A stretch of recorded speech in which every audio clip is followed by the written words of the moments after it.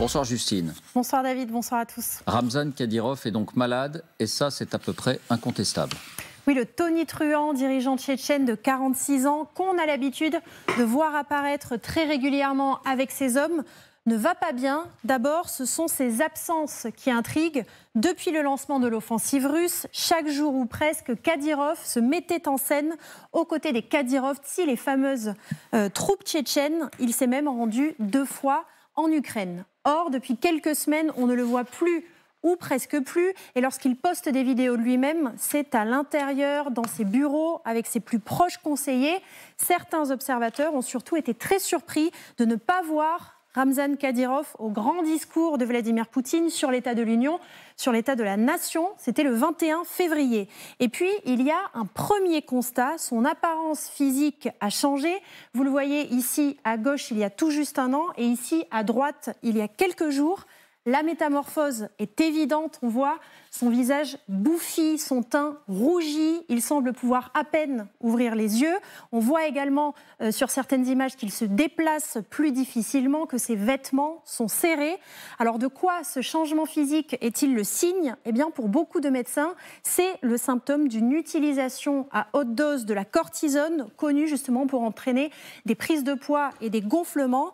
Alors pourquoi Ramzan Kadyrov prendrait-il de la cortisone ? Eh bien là, une partie de la presse allemande et belge croit savoir que Ramzan Kadyrov souffre des reins et du foie. C'est typiquement le genre de mots pour lesquels on utilise de la cortisone.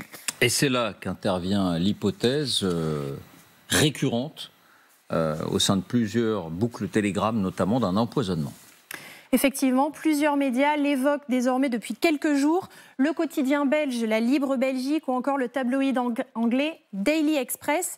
Ils se font l'écho de boucles Telegram, principalement dans les milieux de l'opposition tchétchène.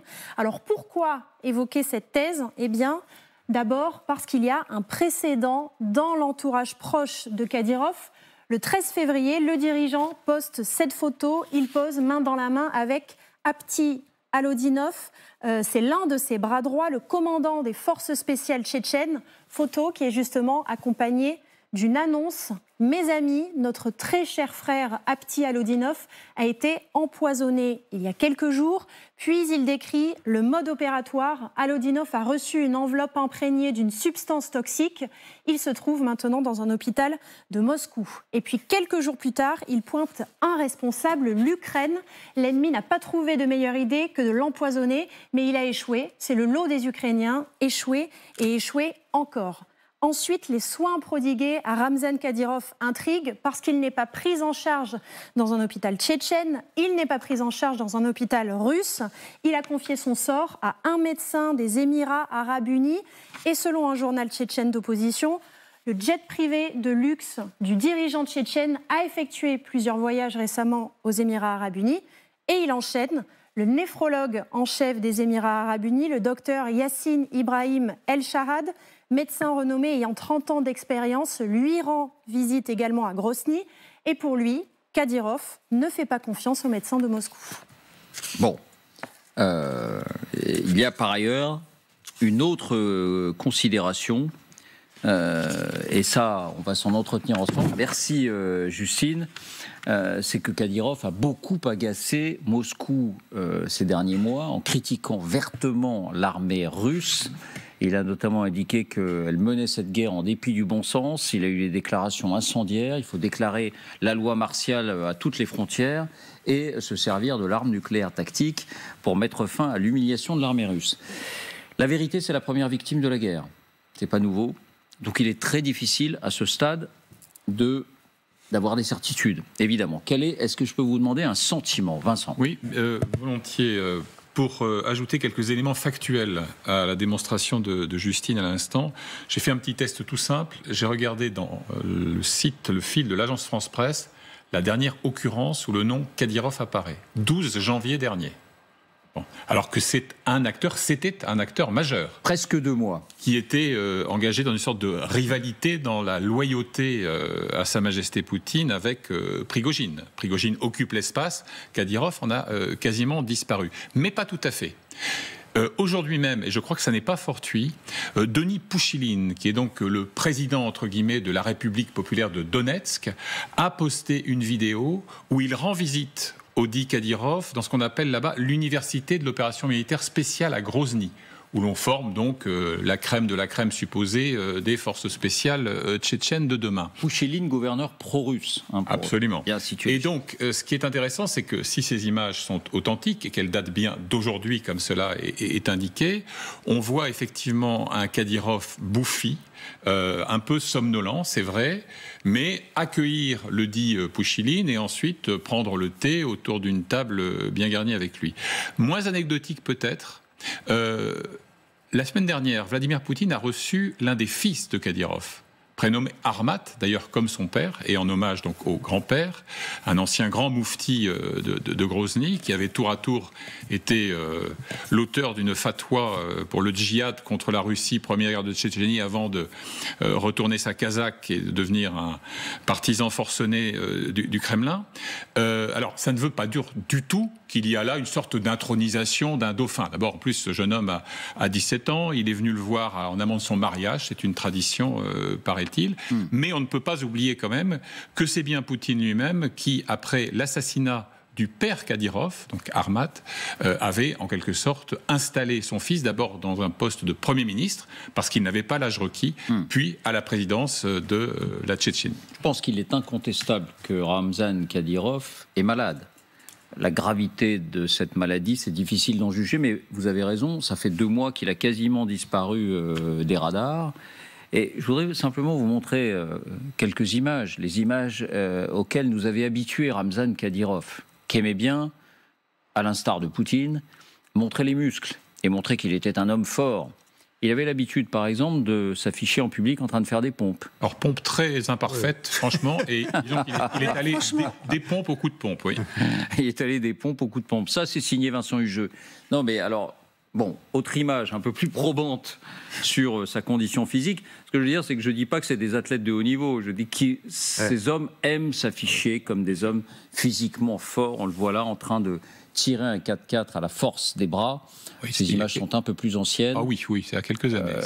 Mais en tout cas, c'était sa manière d'être. Or, plus rien du tout, effectivement. Depuis quasiment 2 mois, Isabelle, quelle est votre impression à vous ? Alors, moi, j'ai l'impression d'être dans Game of Thrones. C'est-à-dire qu'on a le tsar, le patron, qui montre des signes de faiblesse à Moscou. C'est-à-dire qu'il n'arrive pas à s'emparer de Barmout, il n'arrive pas à organiser sa mobilisation. Il est de plus en plus critiqué à l'international. Et on a les clans autour de lui qui ont toujours été en concurrence, notamment en concurrence pour s'approprier les ressources de la Russie, en concurrence financière, mais qui aujourd'hui sont en conflit, se placent en configuration d'être soit les potentiels successeurs, soit le clan qui remplacera Vladimir Poutine quand Vladimir Poutine devra partir. Alors ils sont plusieurs. Il y a le clan de Kadyrov et de Prigojine. Là, c'est plutôt la partie des sanguinaires. Il y a le clan autour de Nikolai Patrouchev, qui est le président, le directeur du Conseil national de sécurité. Alors là, c'est plutôt les copains de Poutine. Et il y a un 3e clan autour de ce qu'on appelle les patriotes. Alors là, c'est des partisans du dictature encore plus dictatoriale que celle de Vladimir Poutine. Et donc, on a l'impression qu'ils sont tous en ordre de bataille. Ils se constituent tous leur propre armée. Kadyrov a dit qu'il voulait faire concurrence à Prigojine et avoir... Il a dit... il a fait des compliments sur Wagner en disant que cette armée est absolument extraordinaire, qu'elle avait des succès faramineux. Je ne sais pas très bien où il les voit, les succès, parce qu'ils ne sont même pas capables encore de prendre Barmout. Mais visiblement, il y a une volonté de la part de Kadyrov d'imiter Prigojine. Donc ils se constituent des armées, ils ont des espèces ils sont financés par des banques occultes, ils ont des grandes... Leur puissance, ils sont adossés sur des grandes entreprises, et ils se préparent sans doute à un jour remplacer le tsar. Le chef suprême, et ils se font des ennemis, c'est là que vous voulez en venir ? Alors ils se font des ennemis, évidemment, ça agace agace Vladimir Poutine.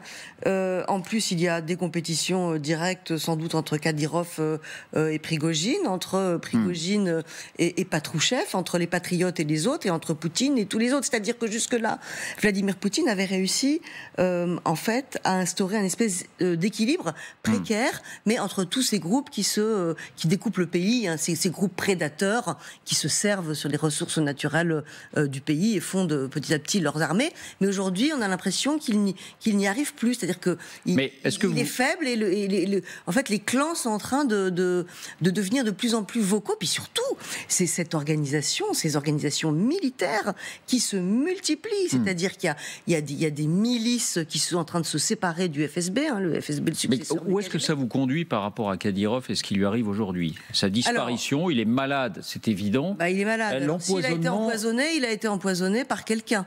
Alors, par qui? Je ne sais pas, moi. Hein. En général, ce sont les méthodes russes, l'empoisonnement. Il y a de plus en plus regardez, le président géorgien a été lui-même empoisonné il y a 3 mois, par petite dose. Navalny a été empoisonné. Navalny, en général, c'est la marque des Russes. Ça ne veut pas dire que Vladimir Poutine a ordonné l'empoisonnement de Kadyrov, hein, parce qu'il peut y avoir. Il l'a décoré il n'y a pas très longtemps. Il en a fait un colonel général de son armée. Il ne faut surtout pas faire ce genre de raccourci. Enfin, visiblement, il y a une bataille qui est engagée entre tous ces clans, et ces clans. En plus, on peut rajouter Shoigu, le ministre de la Défense, qui lui aussi est en conflit avec tous ces groupes. Bon. Antoine Kharchakovsky. Moi, je suis plutôt réservé sur la thèse de l'empoisonnement, parce que d'abord, ça ne serait pas du tout l'intérêt de Poutine que d'éliminer Kadyrov. Poutine, pas forcément. Oui, ou Shoigu, ou l'armée russe. Bon, là, j'ai pas d'informations précises. Par contre, effectivement, j'ai vu la vidéo où il est avec Pouchiline. Alors, c'est vendredi dernier, ça a été montré aujourd'hui, mais ça s'est passé vendredi dernier. Et la discussion avec Pouchiline portait sur la formation des miliciens du Donbass, de la République autoproclamée de Donetsk, en Tchétchénie, par les hommes de Kadyrov. Ça veut dire quoi? Ça veut dire qu'ils se sont répartis la tâche avec Prigojine. Sur les terrains, les Tchétchènes n'ont pas fait leurs preuves. Ils ont été éliminés par l'armée ukrainienne. Donc ce qui a été décidé, et c'est pour ça qu'on en entendait moins parler... éliminés physiquement. Éliminés physiquement par l'armée ukrainienne. Ils n'étaient pas à la hauteur. Donc ce qu'ils ont décidé de faire, c'est que Prigojine, avec Wagner, sont en première ligne, tandis que les Tchétchènes sont en deuxième ligne pour aider cette république autoproclamée de Donetsk de faire la police dans les territoires qui sont repris à l'Ukraine. C'est ça. Et donc pour ça, il faut de la formation. Et c'est de ça dont ils ont parlé vendredi dernier. Un travail de police plus qu'un travail de militaire, en quelque sorte. Absolument. Et donc ça veut dire qu'il y a quand même un enjeu, et là je rejoins ce que vient de dire Isabelle, il y a un enjeu pour le pouvoir central, parce que ça veut dire que peut-être que Pouchiline s'inquiète un petit peu du fait qu'il n'a pas les hommes suffisamment nombreux pour pouvoir assurer ces opérations de police dans les territoires occupés. Et ça veut dire aussi que Kadyrov veut renforcer ses troupes, voyant qu'elles n'ont pas fait leurs preuves sur le terrain. Donc ça peut miner l'autorité centrale de l'armée russe depuis Moscou. Et sur sa santé, sur un éventuel empoisonnement, on en est réduit à des hypothèses ou des suppositions. Oui, des conjectures qui pour l'instant n'ont pas, à mon avis, suffisamment de preuves. C'est pas quelqu'un qui... L'opposition tchétchène, pardonnez-moi, a tout intérêt à évoquer la thèse d'un empoisonnement. Oui, et d'ailleurs les informations du Bild, elles viennent de Zakayev, qui est l'ennemi de Kadyrov. Donc on veut montrer par là qu'il n'est pas aussi fort qu'il ne le veut le montrer, quoi. Est-ce que vous avez, vous, un regard particulier là-dessus? Le regard simplement sur les deux chefs de guerre, Kadyrov et Prigojine, qui sont en concurrence avec l'armée russe. Alors Prigojine, Kadyrov, depuis 2 mois, on n'entend plus parler de lui, mais pas plus des Tchétchènes d'ailleurs. Les forces tchétchènes qui ont été évacuées, effectivement. Prigojine, lui, est toujours présent sur le devant de la scène. Il a aussi beaucoup, et même plus violemment peut-être que Kadyrov, critiqué l'armée russe, critiqué directement Shoigu, et donc tous les deux ont beaucoup d'ennemis dans l'armée russe, ou du moins, je dirais pas dans l'armée russe sur le terrain, mais probablement dans la sphère autour de Poutine, Shoigu et Gerasimov. Donc se faire des ennemis comme ça en Russie, il y a un moment où ça tourne mal. On l'a vu dans les commentaires à propos de Prigojine dont on parlait précédemment, où d'un seul coup, il était obligé de faire 180 degrés parce qu'il s'était aperçu qu'il était allé un peu trop loin. Oui. Et que probablement, on lui a dit, si tu tiens à ta vie, tu as intérêt quand même à changer de registre. Donc, mais lui... il n'est pas impossible qu'il y ait eu une action de qui, je ne sais pas, mais parce que la compétition est trop importante avec l'armée russe. Est-ce que l'un d'entre vous, Vincent, Isabelle, Antoine, avait rencontré Kadyrov? Parce qu'on imagine qu'il doit être surprotégé, ultra méfiant. Il me semble me souvenir qu'au moment des guerres en Tchétchénie, lorsqu'il avait accédé au pouvoir, on avait parlé d'un goûteur, de quelqu'un qui était même qui goûtait même ses plats, c'est dire si l'idée d'un empoisonnement était présente dans les esprits. Un très grand classique du cursus de tout tyran. Que ce soit en Russie, en Tchétchénie ou en Afrique ou ailleurs, le goûteur. Bon, c'est aussi un marqueur de votre pouvoir. Parce que quelqu'un est prêt à mourir pour protéger votre santé.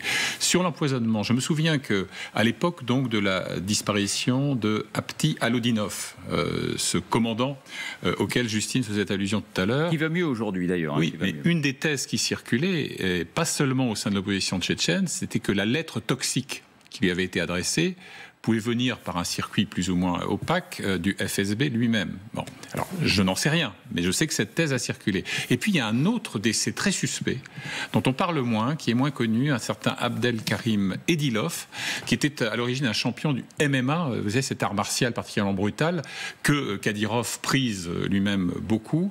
Il en avait fait son vice-premier ministre, chargé de la jeunesse et du budget. Ils étaient du même village, du même clan, Tsentovoy.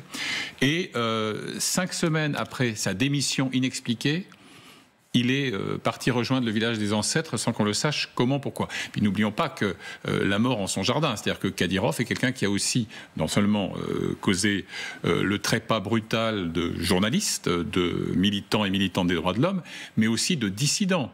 En allant les chercher parfois à Istanbul, à Vienne, un ancien de ses gardes du corps, ou encore à Dubaï. Donc, je veux dire, on est quand même dans un milieu, on parlait de Game of Thrones tout à l'heure, mais c'est quand même assez picaresque tout ça.